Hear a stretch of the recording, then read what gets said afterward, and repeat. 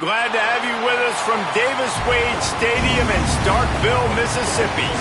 Your college football Saturday continues with a great showdown here on EA Sports. It's the Oklahoma Sooners and the Mississippi State Bulldogs. Reese Davis, David Pollack, Jesse Palmer with you. Holly Rose down on the sidelines. We check in with her now. History was made in Starkville, Mississippi. Did you know that Davis-Wade Stadium for the Bulldogs of Mississippi State is the second oldest Division I-A campus football stadium, opened in 1914 as Scott.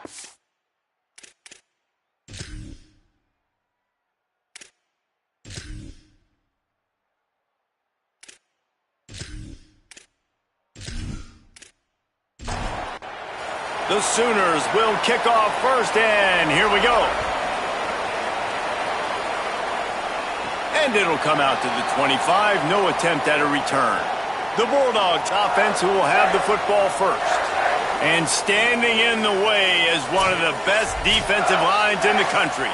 Well, this is one of the best quarterbacks in the country, but David, he better have a clock going off in his head in this one, because this is one of the elite pass rushes in the entire nation as well. Their D-line is absolutely stocked and loaded with athleticism, with guys with bad intentions, and they built this D-line specifically for games like this. Yeah, so he better be on time, right? Like, that ball needs to be able to come out. You just got to be careful. You don't get away with some of those liberties of holding on to the football, extending plays, because those dudes are in relentless pass rush mode, chasing after you. This will be a great chess match. Taylor wants to throw it. Looking for a big play. Oh, he dropped it, and what a missed opportunity early in this football game. So Mississippi State will have to punt this one away. He gets the first one off, and he was busier than he hoped in that loss last week, being called on 5 times. They stop him immediately, flying down the field, and get to him before he can even get started. The Sooners offense takes the field for the first time in this game. Xavier Robinson, last time out, scored a touchdown just under 100 yards in their victory.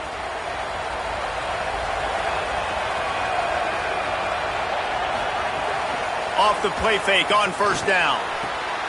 A strike downfield. They'll get him on the ground at the 46, and it'll be a first down. An explosive play to start the drive, and they'll try to keep the D on its heels. And they'll bring him to the ground after a short gain. They're dealing with a second and long. They'll send the back in motion. Second down, they'll go to the air. Got him downfield. They are finding soft spots in this defense. He's got it down to the 25. The Sooners will hustle to the line.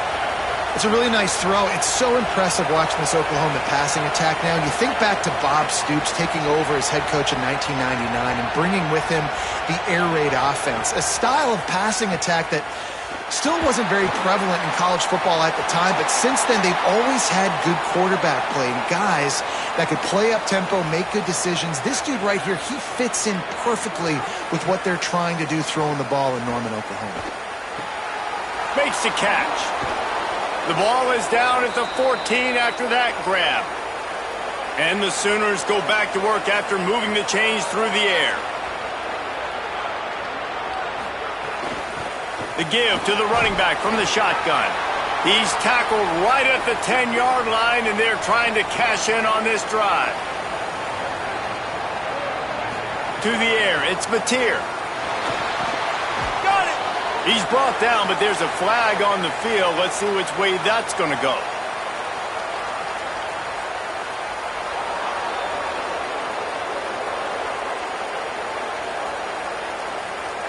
So the officials spy that face mask penalty, and the offense gets a first down. They'll try to run with Robinson. And he takes it in for the score. Touchdown, Sooners!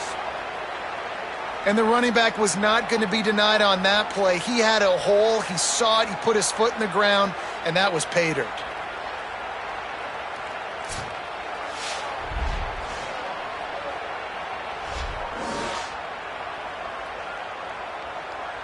They get set for the point after as we have the first score of the game. And with the extra point, they get the first 7 of the game.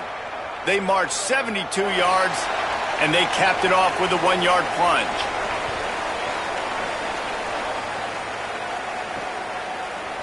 And he'll just take a knee, and this drive will start at the 25. Mississippi State comes out on offense to start the drive.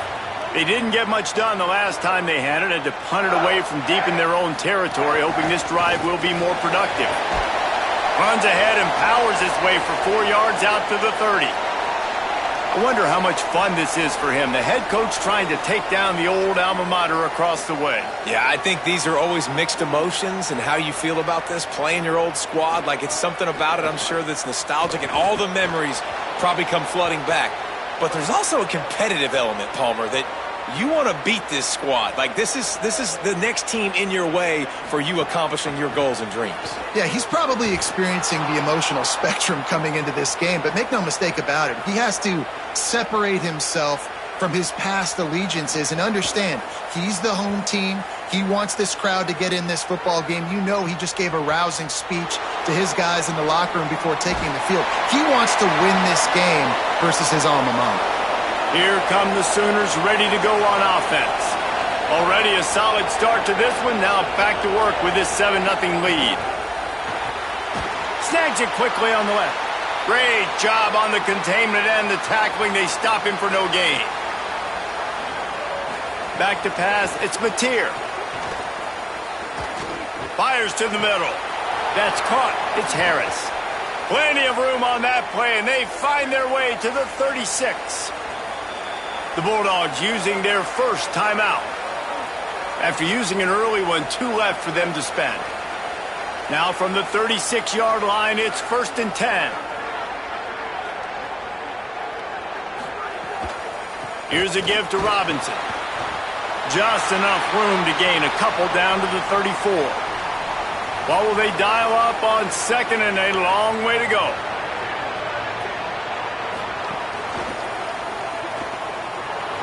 Breaks into the open. And he's brought down after a nice gain. The Sooners will snap it on 1st and 10.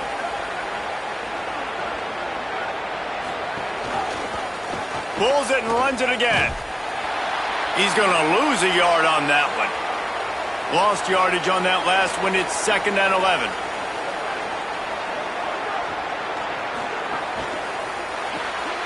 The RPO, fire complete to the left. And the defense had that one well covered, just a short gain there. Now facing a 3rd and long. From the gun, wants to pass. Moving away from pressure. He's got enough for the first down, and he might get a few bonus yards if they call that a face mask.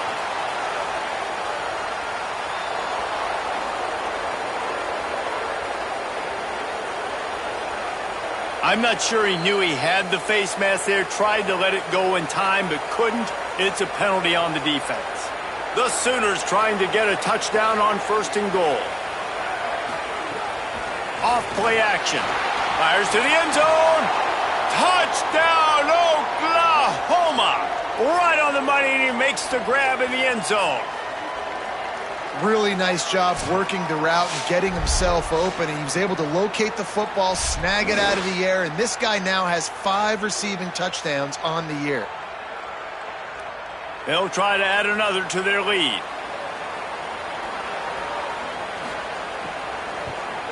And the extra point makes it 14-0. A 67-yard touchdown drive there, and they finish it up with a 3-yard scoring toss. Bringing it back. Nice job by the kickoff team. Everybody stayed in their lanes, and they'll stop him at the 16. Here comes the Bulldog offense out to start the drive. To say this has been a slow start is a bit of an understatement, and they really need to get it going here, Jesse. That's right. The opponent, they're firing on all cylinders right out of the gate. Offensively, for this unit, they've been slow and struggling. They need an explosive play to wake themselves up. Yeah, and it's just the first quarter, so it's not the end of the world. You've seen slow starts, but you got to continue to pick and pick and pick until you find that play or that scheme that you can use against this defense.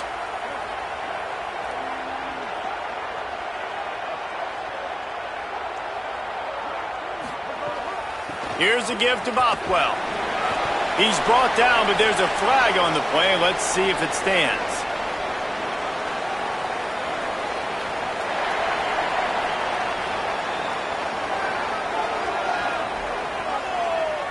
It's been said over and over, you have to protect players' head and neck area. This penalty, so important at the college level. And that incomplete pass caused by the big hit on first down. Second down coming. Plenty of work to do here on second and long. Now give it to Fluff. And he's very fortunate to get it back to the line of scrimmage, greeted by a sea of defenders.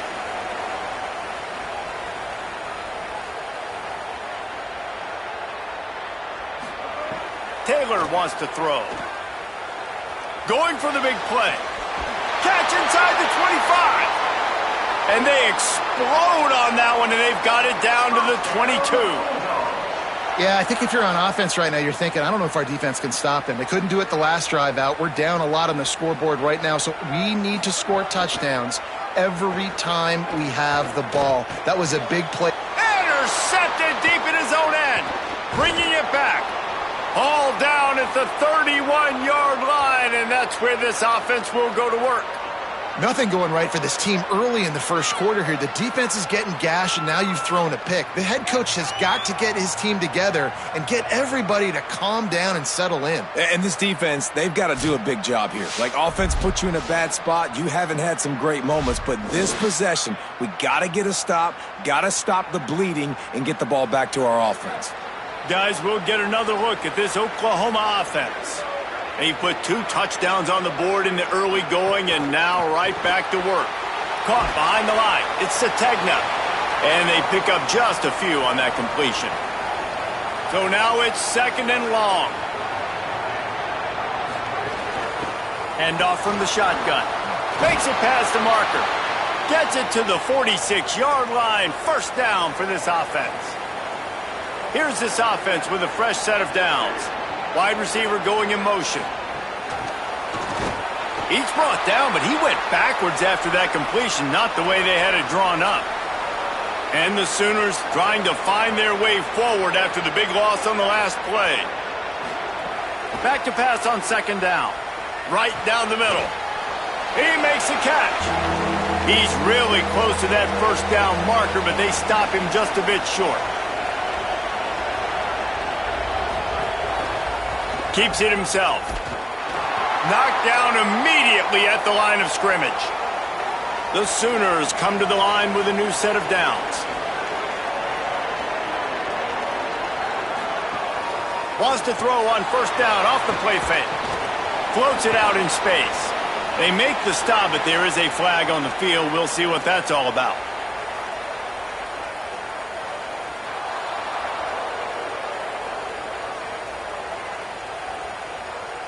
That's just an obvious face mask penalty there. No way you're getting away with it.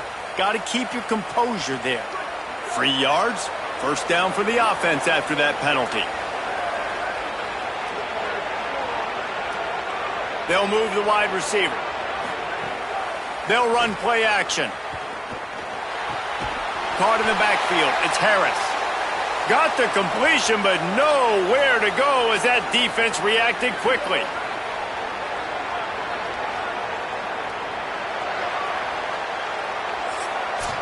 At the end of the period, Oklahoma has the lead. They came out and jumped on them early in the first. Let's take a break and look at the first quarter stats.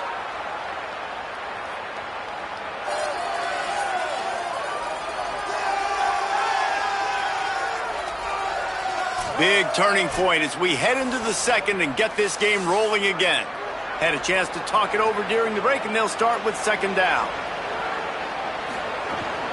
They'll run the counter. Tough sledding there as he picks up 1 to the 29. They're within field goal range at the 29. Let's see if they can pick up a few or the first down on 3rd and long. They put the brakes on him at the 21-yard line, short of the line to gain, and now field goal or go for it on 4th. They'll try to salvage a field goal on this drive. Right down the boulevard. It's good. And they'll push that lead out a little further. And he knocks another one through. And how about this kicker? Good way to start off your season, right? Like, what do you have at the spot? Sometimes you don't know. Can he make those kicks? Starting off, hasn't missed one yet. Been very dependable for this squad. Bringing it out.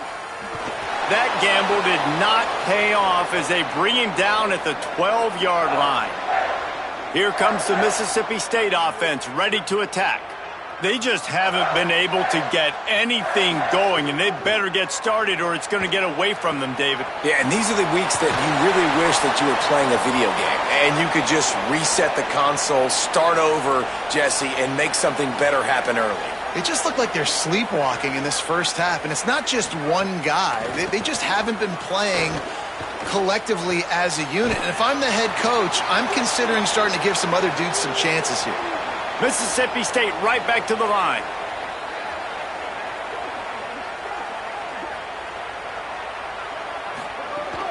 On 3rd down, here's Bothwell. There's a crease. That one could really put this drive into high gear as they have a first down at the 37. And that's a good sign for this offense. A good 3rd down conversion, running the football. Obviously, last possession was not what... There he goes. Picks up the first down. They drop him at the 47-yard line, but he'll have plenty to move the sticks. What a phenomenal job in the open field, breaking off the long run, and they're not going to just take their time and... He's going to throw deep right side. And it slips through his fingers, incomplete. That would have been a huge gain if he could have squeezed it. Try to make up for some of that lost ground on 2nd down.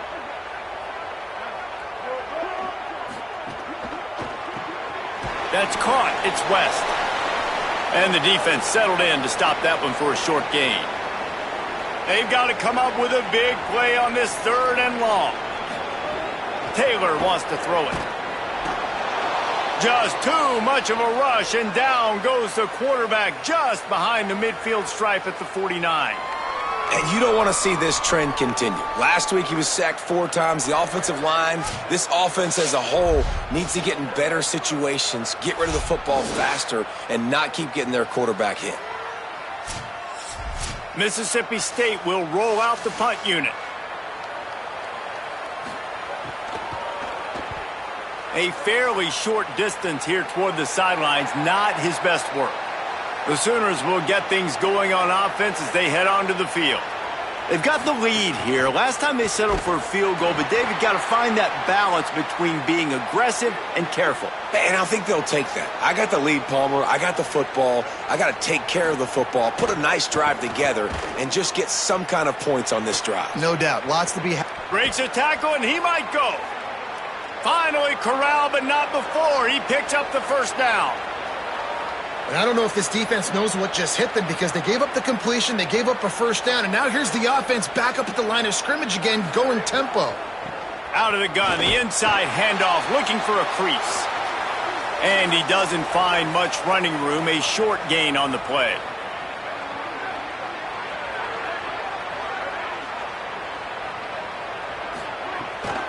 Off the bootleg, looking to fire. Just a short pass to the tight end. Dragged down, but they'll move the sticks for a first down.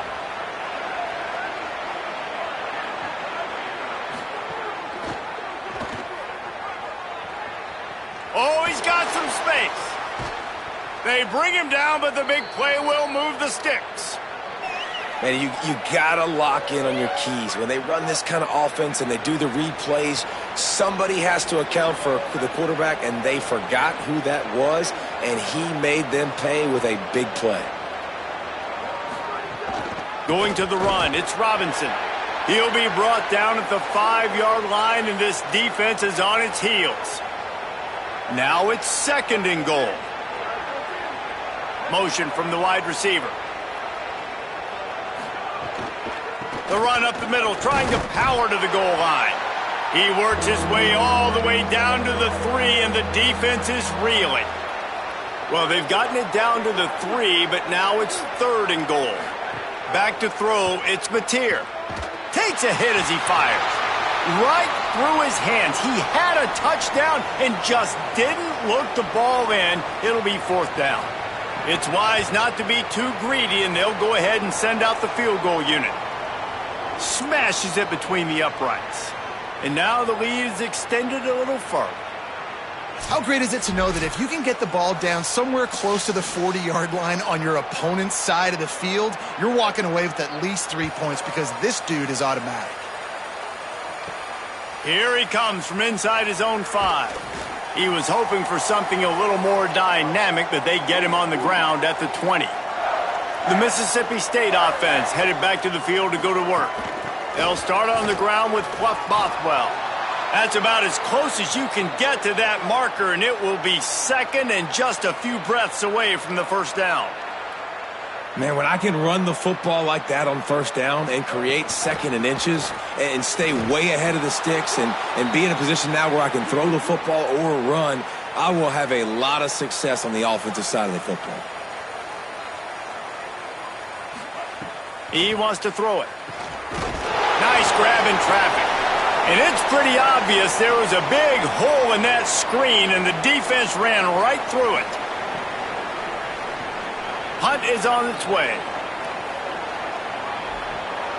Gonna field this one in tight quarters.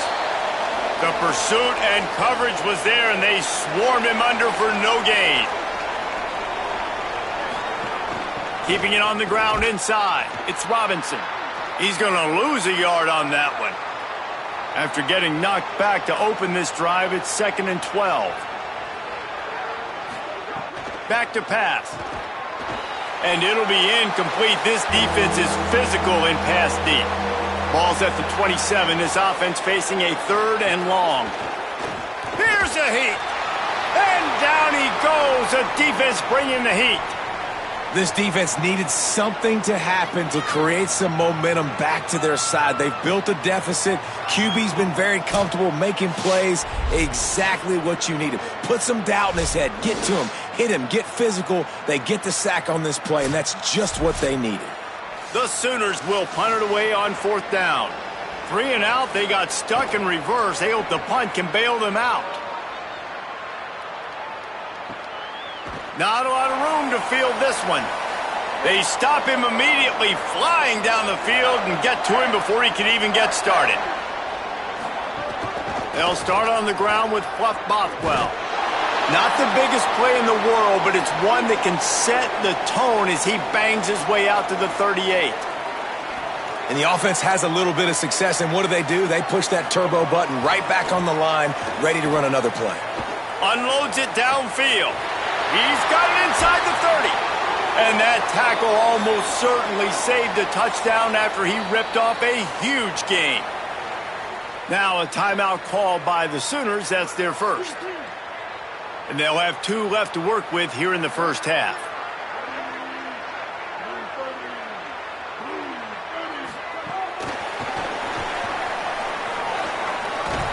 And he's able to find a little bit of running room before they get him down. Mississippi State going up tempo.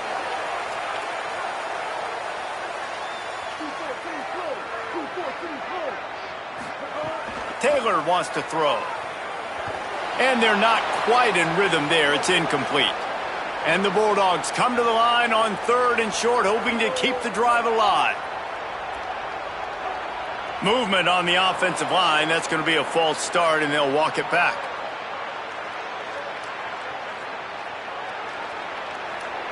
The officials offer the deal, and the coach accepts it. They will take the penalty. They just keep firing, looking to buy time. He's got enough for the 1st down, and they might get some extra. It looked like a face mask to me.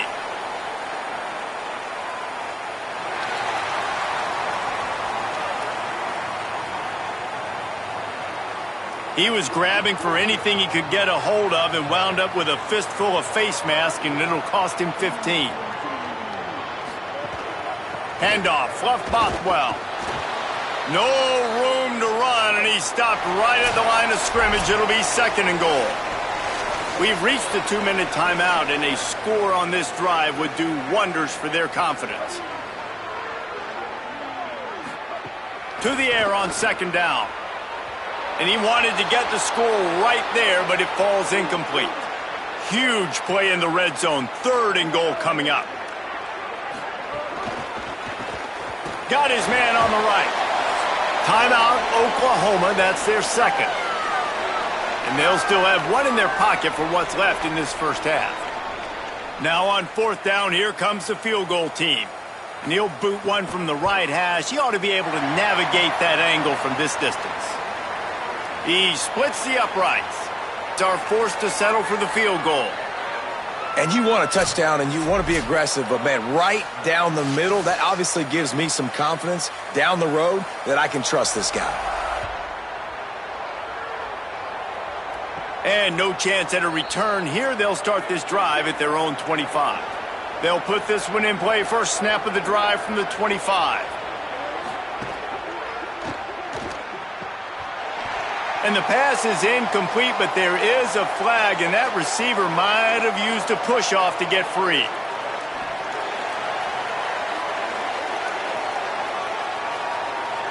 You don't see a lot of OPI, but on that play, the offensive player just way too handsy. He's grabbing, he's working his hands way too much, and that was an easy call for the referees. Offense gets set for 2nd down. Running inside, it's Robinson. And he finds enough running room, and he's marked down at the 20. Mississippi State calls the 2nd of its 3 timeouts.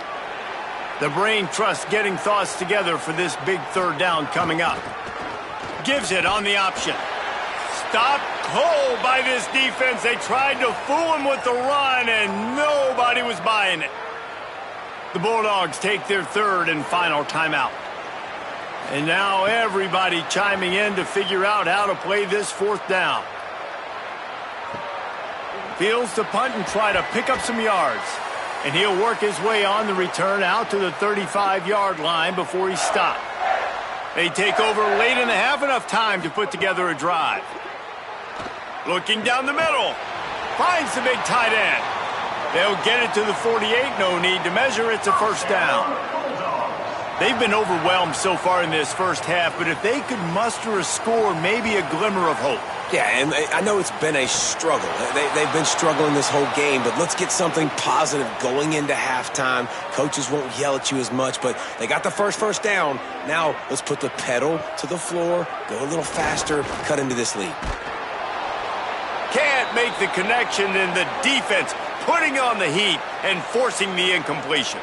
They're about to wear this punter out. He's already been out 4 times, staring at a 5th. Oh, he's ready to take a shot. Got it down the field. That's what's so scary about this offense. They've got guys in the perimeter that can change the game in one single play, and you saw it right there. Too much speed on the perimeter to create that explosive play.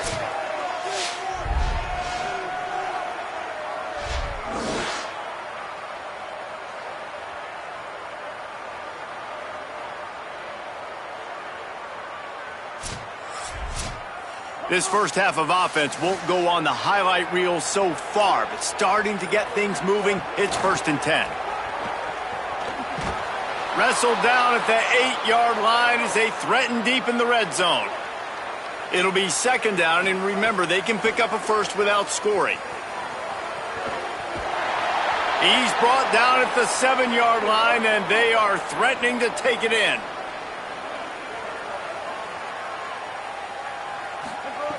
Taylor wants to throw it. Now moving to his right, looking for anyone that's open. He did everything he could to find enough running room, but he'll be stopped about 3 yards short of the 1st down marker. It's 4th down. That's the end of the 2nd quarter. That means it's time to join Kevin and our halftime update. Guys, welcome into the epicenter of the college football world, our Orlando EA Sports Studios, and a great Week 8. Let's begin with the West Virginia Mountaineers taking on the TCU Horned Frogs. And it's West Virginia able to pull off the upset by just a score. Going to be fun to see how this changes up the rankings. It gets them to 4-1 on the season, and it's got to be looked at as a solid start. Here now, some other games you may have interest in, and social media has some sharp opinions about the state of things right now. Now back to your game in Starkville. And a lot of coaches will say limiting the big plays and maybe hitting on a few yourself is key. But I'm more of a move the chains guy. Give me efficiency every day of the week and twice on Saturday. The offensive unit that subscribes to the less is more philosophy might be the one that leaves here today with a big fat W. With that said, let's send it back to the guys at Davis-Wade Stadium. Mississippi State will put a foot to it to crank up the second half. The returner will field it and try to set up his offense in great field position. Not a lot of space to be found. Good hustle by the coverage team, and they stop him at the 21. First play from scrimmage, and they'll keep it on the ground. Tripped up at the 25 after picking up 4. And here comes the offense on second down.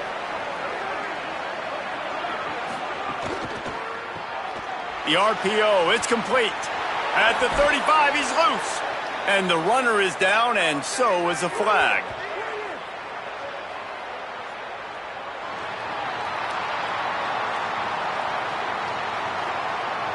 A solid gain on that one, and it goes for naught as the penalty will back them up. Now the play fake. Rush is on him. Trying to make magic with his feet. He moves the chains, and they'll mark the ball at the 33.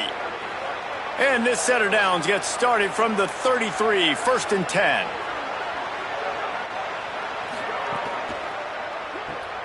The sure hands, it's Sategna. Didn't pick up a lot there, moved it forward just a few. Short completion on first down, and here they are with 2nd and 8. The run inside, it's Robinson. And again finds nowhere to run. Maybe got it back to the line of scrimmage this time.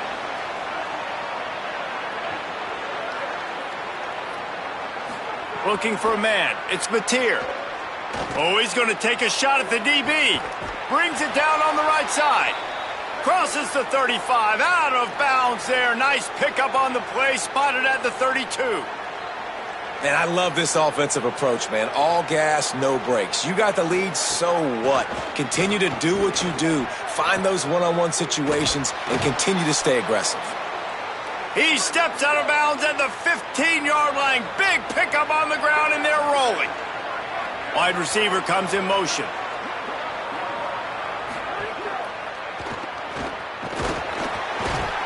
Stopped after a gain of 3. It'll be 2nd and 7. Going to work on second down, and the red zone is still some ground to cover to pick up that first down. He'll keep it again on the option. He's brought down, but there's a flag on the field. Let's see what the call is.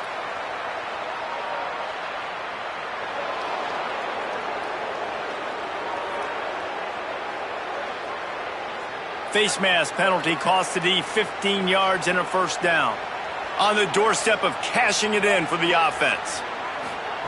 Looking to throw. Got away from trouble and got rid of it. And it's picked off at the goal line. That's one way to make a stop. Picked up a few extra on that return, but what a play by this defense to get the football.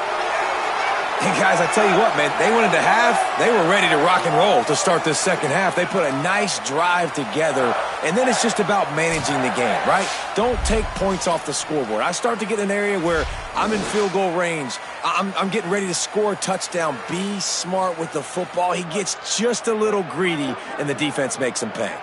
They're backed up, 1st and 10 from inside their own 5. Let's see if they can create some space.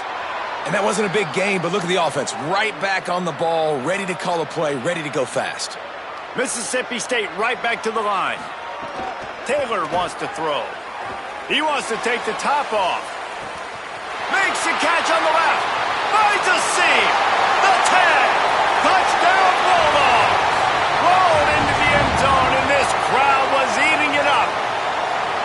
And I love the play call. Oftentimes offensively, you like to throw the football deep down in your own end and take shots because you're anticipating man coverage. So if you get a receiver that can get behind the defense, that has a chance to be a home run type play. And you saw it work out exactly that way right there.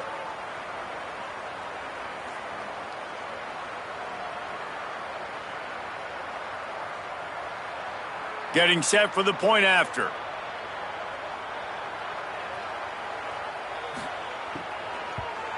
And with the extra point, every little bit counts as they get closer.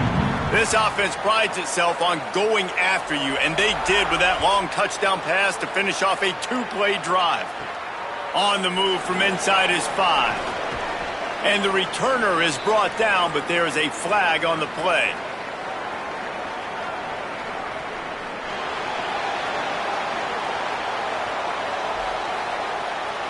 So the decision has been made, and the coach will take the penalty.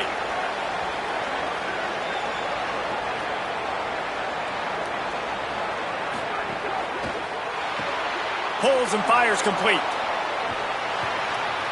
And I think this receiver's forte is his route running. He's a guy that can line up all over the field, but it's not just catching post routes and goes. This guy can run shallows, he can run slants, he can run the option routes and find soft spots in the defense. This guy really has all the routes in his toolbox. Now on 1st and 10 from the 26. Some misdirection with the counter. Defense fills those gaps. He's got 1 to the 28. After picking up a couple, it's 2nd and 8. To the air, it's Mcfl. Unloads to the wideout. Snagged in the middle, it's Sategna. He gets those chains moving, gets it out to the 42-yard line.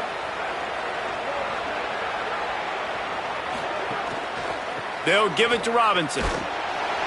And the defense snows him under after a very short gain. Plenty of distance between them and the sticks here on 2nd down. Trying play action. And that's going to fall to the ground incomplete. That was a physical matchup there. 3rd down coming. From the gun, wants to pass. He took a hit as he threw it and couldn't deliver the football. It's incomplete, and 4th down's coming. And the Sooners decide to punt it away.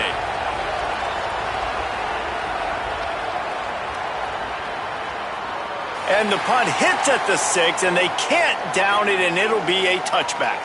Here comes the Bulldog offense back onto the field. They'll start on the ground with Fluff Bothwell. And he knock him down after a gain of 3 to the 23. Mississippi State going up-tempo. A nice job being gap sound by this defense. And here you go. Watch what this offense does. They'll get right back on the ball, and they'll go really quick, so you got to be prepared. Nowhere close on that one as he got drilled trying to deliver the football, and now they face 3rd down. A little too anxious along that offensive line. That'll be a false start.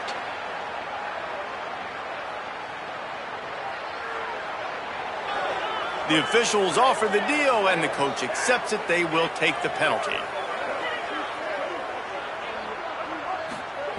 On 3rd and long, he's going to have to throw for it. And the quarterback caught up 2 and sacked at the 12. On 3rd and long, you know what's coming. That's exactly where you want to get an offense. The passing game has to come out. You go nickel, bring some more speed on the field, and the defensive line gets home and gets the sack to force the 4th down. So Mississippi State will have to punt this one away. Doesn't say much for your drive when you're looking forward to the punt. Another punt on the way. Got to make sure those hammies and glutes all activated. Don't want any muscle pulls from overuse. Running through contact. That nifty return sets up the offense and negates some of the yardage on the punt. Here comes the Oklahoma offense.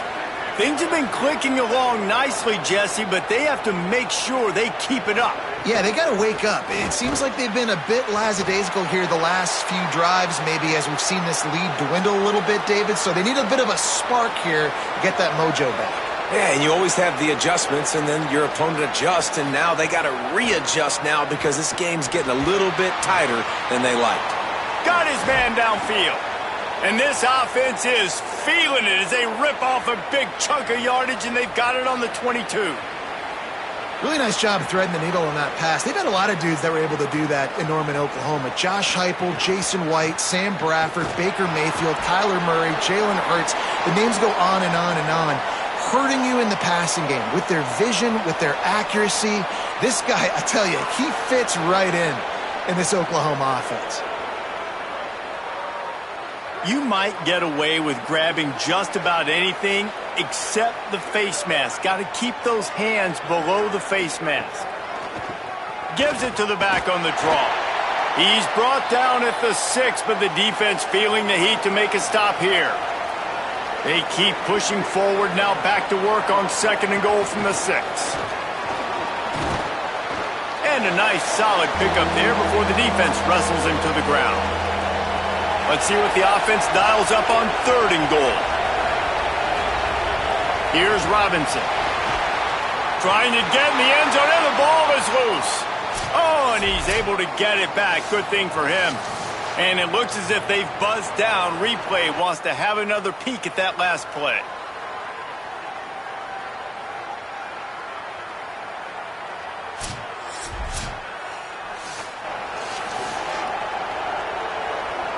So the officials take a closer look, and the replay booth will overturn the call. Looking to throw, it's Mateer. It's incomplete, but here comes the flag, and I think it's going to be a first down.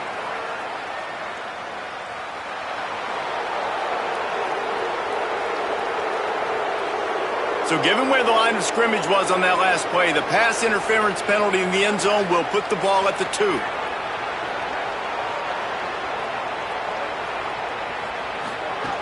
They'll try to run with Robinson.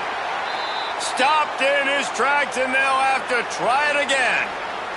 Can the defense stop them again on 2nd and goal? They'll run with Robinson. And he breaks the plane. Touchdown, Oklahoma! They are seizing control and taking away hope as they push out the lead in this Week 8 showdown.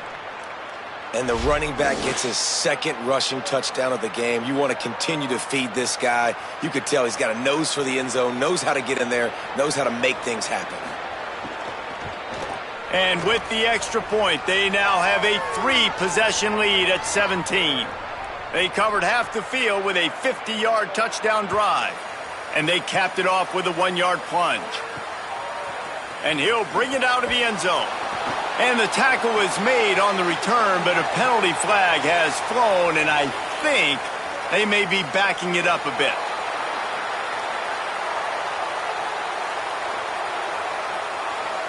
Right on the heels of that touchdown, they give up some good field position with that face mask penalty costing them 15 yards. Leaves it with the back. Stop behind the line, he'll lose a yard. Mississippi State right back to the line. And after your defense just went out there and gave up a touchdown and let them build the lead more, you really need to come out with this drive and answer. And the running game is not it. They were ready for that. Gonna have to create some explosive plays through the passing game. And the ball comes out. What a disastrous play. Defense covering it up and not letting the offense get it back. It's a turnover.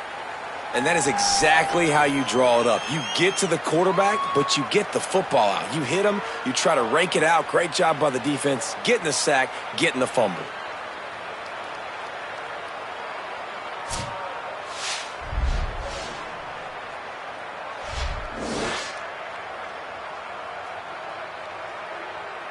So Oklahoma has it again, and here comes the offense.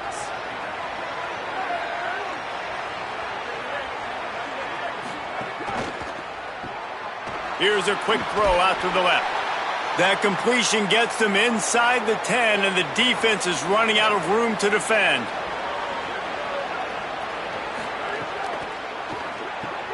Quick completion to the right. Good throw and catch. Takes it down to the 5 as the offense tries to cash in.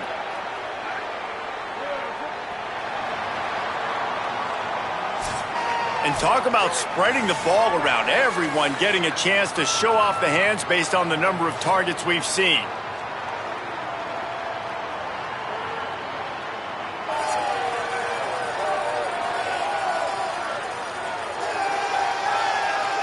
One more quarter to go, and it looks as if we are ready to play. Starting off this quarter close enough to smell the goal line. Motion from the wideout.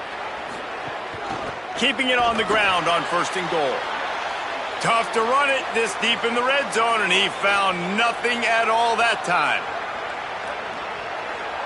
Scanning the field, it's Mateer. Looking to get it in. Touchdown Sooners! And the pummeling has started. They extend this lead, and it looks as if they are going to make it 2 wins in a row. There's no mercy rule in college football, man. They've got a huge lead here in the 4th quarter. They are still chucking it, and they are still scoring. Lining up to tack one more onto that lead. And they did tack on that extra point without any adventure. Quick work on that scoring drive, just 4 plays. And they get it into the end zone with a 6-yard touchdown pass. On the run from inside his own 5. And good work by the coverage team to get the return man down on the ground. The Bulldogs offense is on the field, ready to get this drive cranked up. As it turns out, the fumble on that last drive set up the touchdown, David. And there's no bigger stat in football than turnovers. Makes the grab in their space. He's brought down, but there's a flag on the field. Let's see which way that's going to go.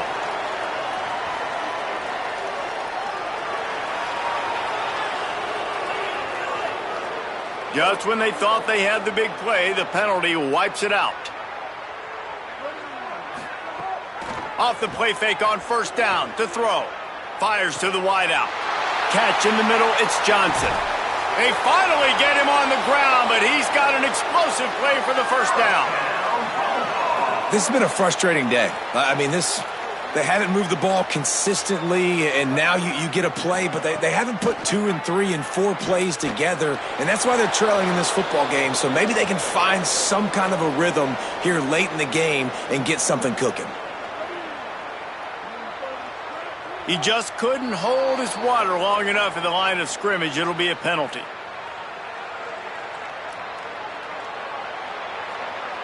So the decision has been made, and the coach will take the penalty. So after that false start, now dealing with 2nd and 15. The play action fake. Pulls it in, it's West. And he'll be brought down. 3rd and short from the 49. Is this 4-down territory? To the ground to try to pick up the 1st. And they did not let him reach the line to gain. It'll bring up a decision here. Coach has no choice here. The offense has to stay on the field, down multiple possessions this late. Got a little grass. He's got enough for the 1st down, and they roll the dice and convert to keep this drive going. The Bulldogs are moving quickly down the field. Now give it to Fluff. Defense right there to stop him in his tracks, and they get nothing on that play. They'll move the tight end. Taylor wants to throw it. Bring in the heat, and it's a sack. This quarterback has been under duress all game long. He's one of the best in the country, and he's used to having his way. He's the one who's used to dictating to opposing defenses, but that has not been the case in this game. Here we are late. He's still under pressure, taking a sack there. The defense all revved up after that earlier sack, and they'll try to stop him right here. On 3rd and long, you'll need to push it downfield. Oh, and he got drilled as he just got rid of the football. Down by multiple possessions, you can't come up empty on this drive. They'll go for it on 4th down. He'll try to throw and pick up the first down. Makes the grab past the marker. He's got enough, and they roll the dice on fourth down, and they keep the drive alive.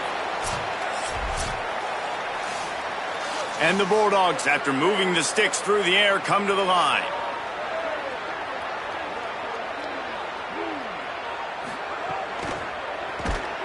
And the pressure gets there, and down he goes at the 18. You know, it doesn't matter how talented you are as a quarterback, how accurate you are, how athletic you are. If you're on your back most of the day, it's going to be very hard to win the game. That's been the case for this guy here today. He's been under pressure. He hasn't been in rhythm. He's thrown an interception. This has just not gone his way. After that 5-yard loss, some work to do now to keep this drive humming at 2nd and 15. Under fire. Nowhere to go, and the ball is loose. And the defense jumps on it, and they get that turnover. Those are hard for offensive linemen when they get beat, and you're going, no, look out for your blind side, watch out. But great job rushing the quarterback, getting him on the ground, and getting the football out. A little extra bonus. Nice job by the defense getting nasty.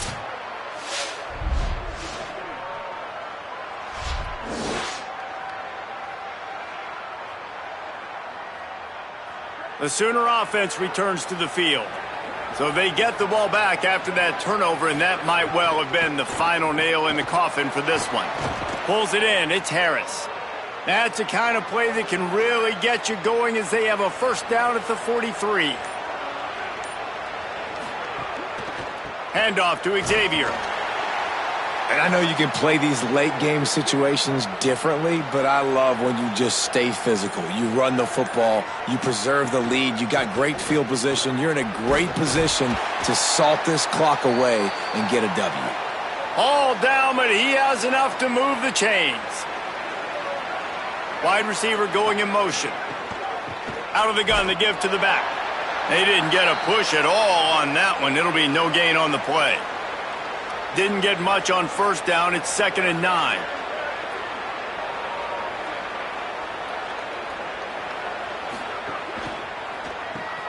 Reads it, fires complete.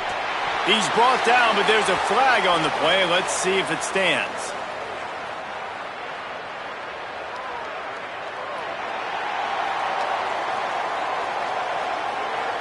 That penalty moves the ball back 10 yards. We'll replay the down. After getting pushed back on the holding call, here comes 2nd and long. Wants to throw. It's Mateer. Not quite in rhythm there. Incomplete. The misconnection leaves him with a 3rd down. Looking to throw, and he needs a chunk play. Makes the grab. Tackled right at the 43-yard line, and this D didn't let him sniff that first down marker. And how about this? They're going to send the kicker out there to try to put a thunderfoot into one. And it's no good. And this will stay a 3-score game at 24. And sometimes I just feel like 4th down, man. Just go for it every time. Like the field goal miss-make rate. And listen, kickers have improved the last couple of years, but you left some points off the scoreboard there. Mississippi State comes out on offense to start the drive. This one feels as if it's starting to get away from them a little bit, Jesse. Yeah, Reese, there's a lot of teams in college football at this point that would just quit. So, David, we're going to find out a lot about this team right here. Yeah, just running out of opportunities. You give opportunities away like this, you're trailing. Every possession is going to be important from here on in. And this will be incomplete. A big hit there forces 2nd down. They'll run this play from the pistol.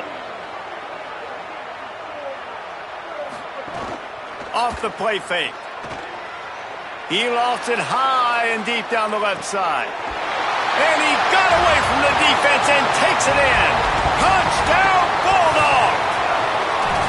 How about the renaissance of the tight ends? Inline, flexed out, split out. They can do a little bit of everything. They really can, and they're asked to block a lot of the times too. But I tell you what, all the wide receivers out wide, the fancy toys, the fancy spread, don't forget about that tight end. He does a little bit of everything, and then you reward the big fella throwing the ball, and he catches. So he really can do a little bit of everything in an offense. And the kick is good, but there's a penalty flag, and I think it's going to be roughing the kicker.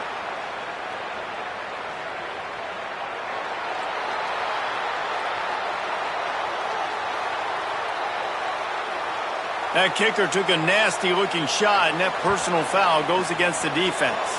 They were ready for the onside kick and executed perfectly, and they secure the football. Well, here in the fourth quarter, they were obviously expecting onside kick. They got their hands team on the field. They're able to jump on the ball and make sure they get possession.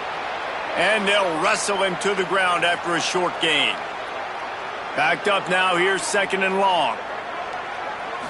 Looking for a man, it's Mateer. He makes the grab. Oh, there might have been trouble if they had knocked him down so quickly. The Sooners are facing 3rd and inches. They'll try to power their way ahead. Makes that one pay off, and they finally get him down at the 38. It'll be 1st down. Clock stops. We have reached the 2-minute timeout, and this offense just a couple of minutes away from putting one in the win column. Robinson again. Got enough for the 1st. And he's brought down after a nice gain. The Sooners have it with a 1st and 10.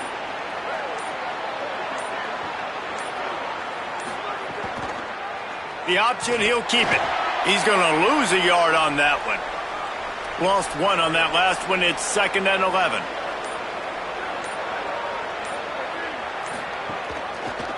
Doing it himself again.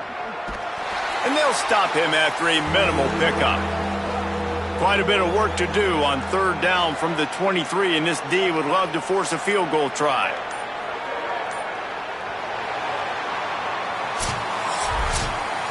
Now this team has consecutive wins, and when you start expecting to find ways to win games and you expect that you will perform well enough to do so, that's really hard to stop.